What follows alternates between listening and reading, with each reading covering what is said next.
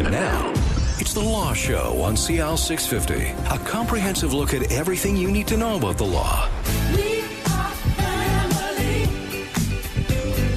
I got all my sisters with me. Yes, we're talking about family law on The Law Show on CL 650, the breakdown of relationships, how difficult it can be, and also separating assets. And that's a big one today. So joining us from Macquarie Hunter in Surrey is David Halkett. He's a partner there, and Sarah Morse, an associate. Welcome to the show. Welcome back. Thank you. Thanks for having us again. And how's your summer been going? Been very good. Just Okay. got back from holidays. That's good to hear. So you're rested and your brain is relaxed and ready to go. Exactly. So we want to talk a little bit about your firm. You're in Surrey, right? Where are you? We're right on Central City Tower, right above SFU, their Surrey campus, right on the SkyTrain line at the Surrey Central Station. And that's a booming part of Surrey, isn't it? It is. The City Hall's right across the street, and they're building the convention center and all the towers going up around it. It's really busy. And easy to get to, I guess, with the It is. Canada Line. Or not the Canada Line, the SkyTrain. Yeah. I live on the Canada Line. I always think every SkyTrain is called Canada Line, but it's not. It's the original Expo It's the Expo line. That's right. Yeah. So now, David, when did you start practicing? And what did you start practicing? What part of law were you in? Well, I graduated law school in 1991. I articled, and I started in 1992 at a smaller firm downtown, and I did a lot of litigation work for the federal government, collecting student loans, etc. Oh, nice. Yeah, You were a lot the of guy- bankruptcies and everything. So you were the guy who called, hello. Yeah, exactly. And then I worked there for a few years, and then I went to another firm on the west side of the city, and that's when I started family law around 1996.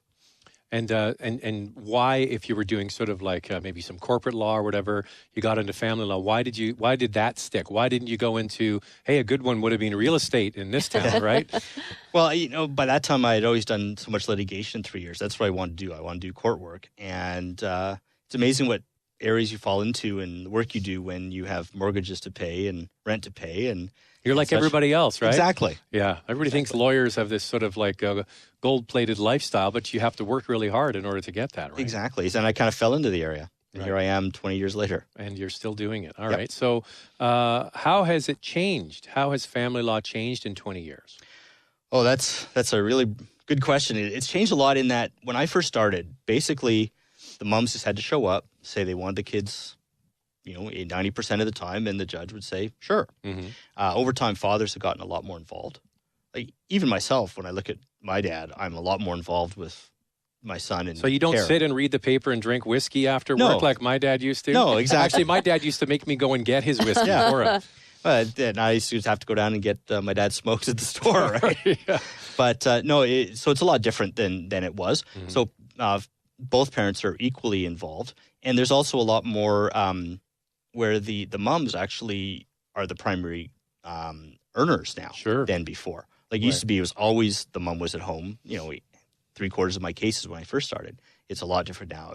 Maybe you got 25% where one parent is at home, and you actually have dads who are at home now, which I never saw when I started. Now, Sarah, how did you start? I'm actually going to turn it around. I'll do a pickup on what David just talked about. Then we'll get into your background. Absolutely. So we often, as lay people, think that in family law, and you talked about going to court, going in front of a judge and getting some kind of agreement to move forward, that the man is always at a disadvantage because of, the fathers always get, they're the ones eating cheese sandwiches, living in a basement apartment while the wife stays in the family home and is getting paid support. That's not really the way it works. So can you help dispel that? Yeah, I think there certainly, as David alluded to, been a sort of a bit of a paradigm shift, very much in a lot of my files. There's sort of a split between sort of the traditional marriages and that sort of thing. But then there's a lot of my clients who are female, who are the primary earners in the family, women who are working double incomes and a different attitude towards parenting. As David indicated, now there are dads that want to be just as involved and in some cases more involved than the moms. So I think there's been a huge shift shift in that, and I've seen that a lot in a lot of my files, actually. Are women surprised now? Wait a second, I have to pay him? Where in the past it was always, like I said, it's the layperson. We always think it's the guy that's got to pay, but that's just an old, outdated view. Yeah, it just depends on who earns the more money. So the court just looks at dollars and cents. Exactly, and wherever the children go, the money flows that way. Right. It's interesting, just take up on what Sarah said about the paradigm shift. I had a case years ago where the mom didn't want to have the children. She thought better off with the dad. And I remember the judge looked like completely shocked that the children were going to live primarily with the dad. No, a judge wouldn't bat an eye at that now. No, and judges in some of the files that I've been on are very proactive in terms of ensuring that if the dad is involved, wants to have time with the children, and there's no safety concerns or other concerns, they will absolutely put a schedule into place whereby it may, depending on the age of the kids, if they're younger, it may be more graduated, but they will end up with the equal parenting. And that's sort of what the Family Law Act says. And that's where it's shifting. I mean, mom and dad should be equal parents as much as they want to be, as long as there isn't any safety concerns and things along those lines. Getting a little bit off topic, but I want to kind of follow up because it's a great point. So, what is the setup most times now where you have this 50-50 split? Do the kids go to mom's house for half the week and then dad's house for half the week? Do they have a common home and the parents live other places? How does it work? Generally, it's two different homes. Yeah. There have been cases that I've read in the past where there was one home and the I know kids neighbors there. that do that. I know neighbors that now. The father, I think, makes quite a good living, and they can afford to run 3 homes. So I guess 2 apartments in one house. But yeah, that's an expensive way to do it. I would think. It's that I've never had that in my own files. It's it all depends on the age of the children, of course, right? When they're past 5, there's a greater chance of having it close to equal time or shared. But usually, it's in one house for each of them, and the kids go back and forth. And how do you divide a 7-day week? How does that work? It's an interesting question. And it's something you end up discussing in when you're initially meeting with a client and they're talking about, what parenting schedule. That's one of the things you cover with them is how's that going to work? And for 9 to 5ers, it can be fairly simple. Alternating weekends, and each person gets 2 days during the week, leading into the weekend, for example. You can do a 3-4, a 5-2. It sort of depends. So do some do week on, week off? Yeah. Absolutely, but some parents find that difficult depending on the age of the children, and being away from younger children for a week is a little bit difficult. That's when bad habits set in, right? That's what, your father lets you do that? Not in my house. Exactly. I can't imagine the fights that happen and the different parenting styles. You've got 2 parents not getting along. One is the strict disciplinarian, and the other one lets the kids do what they like. Well, that usually goes until the kids are 13 or 14, and all of a sudden they want to go and live with the other one. the non-disciplinarian. Exactly. All right. We touched on how David started in family law. Sarah, tell us a little bit about your background and how, is this your final stop? Do you think you're going to stay in family law? Yeah, definitely. I mean, I think it was definitely a choice for me as opposed to sort of falling into it. And that's because I had done some different areas in the past. I've worked for WCB as a policy analyst. I did a number of policy jobs through university. I did a co-op program in law school. Then I've worked for a number of firms downtown. And again, I had done some corporate work as well. And then I had spoken to friends who were doing family law, and I thought, this is really interesting. You get that nice personal perspective. You get to be more client focused. You're helping people out. You're helping them through a difficult situation. And I come from a divorced parent, and I've gone through this recently myself, and so I do understand the perspective, and I find that can really help me in terms of understanding what my clients are going through, and I can connect with them because I have actually lived through some of the things they're dealing with, and so I can sort of help talk them through that. And then as the years go by, you have a wealth of experience, and you've seen many of these scenarios before. I have, exactly. So I think that's going to help me as time goes by as well. So I really enjoy it. All right. Now, through the remainder of the show, we're going to talk about dividing assets, and a big one is pensions. So that's the sort of lead-in. We wanted to get a little background on you guys, but as people who are, immersed in law here in British Columbia and doing family law, what are the misconceptions that people have about lawyers, especially in your field?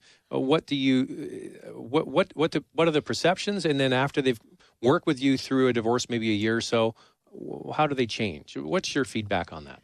Well, I think the perception is always that we're just the parasites who are living off their problems. And of course, as I always say, cheerfully, that nobody comes to see me happy. No. There's a bad thing that's happened in their life, whether they're happy to be away from their spouse for whatever reasons. It's a sad part of their life. It's a what I always say about lawyers is everybody badmouths lawyers until you need one. Exactly. And then, boy, they're your best friend, right? Exactly. So I think a lot think that when it comes to our area of law, that you're in court all the time. It's that it's going to be a 20-day, 30-day trial, and you have to explain to them that you don't have to go to court. There's other ways around it. And I think they realize by the end of the time that, certainly with respect to Sarah and me and Leah as well, that we're there to help them get through a tough time. And none of us really wish that any of them had to go through it, but we're there to help them through a very difficult time in their life. And do you push people towards common sense solutions versus battling it out over the last $1,000? Because Absolutely. the only ones who win literally are the lawyers then, right? Because you're just eating up all of your equity. Absolutely. And we have those candid conversations with them. And I know David's had that experience, and he's talked about that with a couple of files where you have to have those rational conversations with people to explain to them, this is the reality. This is the cost. This is what it's going to cost you to go down that route. And it's not worth it. And we do become somewhat personally invested in the outcome. We're not there just to build a file. We care about what's happening to our clients. We want them to come out of this as least scarred as possible and as financially in as good a position as they can be. And with real estate, we've all heard the headlines over the last months, especially about runaway prices in real estate. People are maybe digging in a little more because of the value of homes. Is that one thing you're seeing? Well, yeah. The person who wants to keep the home wants to settle it sooner rather than later. Whereas the person who's going to get bought out, if they wait a few months, they're fine with it because the price is going to go up X percent. So what I've learned from interviewing you in the past is that the price that the person buys the other spouse out is when it closes, not the day they decide to get divorced. So, for example, if you decide to get divorced a year ago and the prices have gone up, we've heard stories of 25, 30%, well, you have to adjust your payout that amount, right? Exactly. And so a lot of people just can't buy out, so it ends up being sold. Or they become completely cash poor to keep the home. So it all depends on the situation, of course. And do people ever decide, okay, we'll keep the home, we'll divorce, and we'll sell it at a later date, just so the children have a place to live and the assets appreciating? Like, we all know that detached houses certainly have appreciated quicker than condominiums or townhouses, so maybe that's a better investment. And there are parties who do that. The difficult part is the one party has to go and live somewhere else. Yeah. And they can't necessarily afford two houses. If the house has been paid off completely, then it's less of an issue.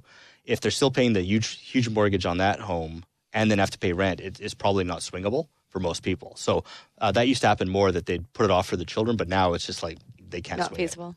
All right, we're going to switch gears and talk about pensions after the break, because it is a massive benefit to somebody, and it's worth a lot more than people think when they're going through a divorce. We're talking about family law, and we'll pick it up next on CL 650.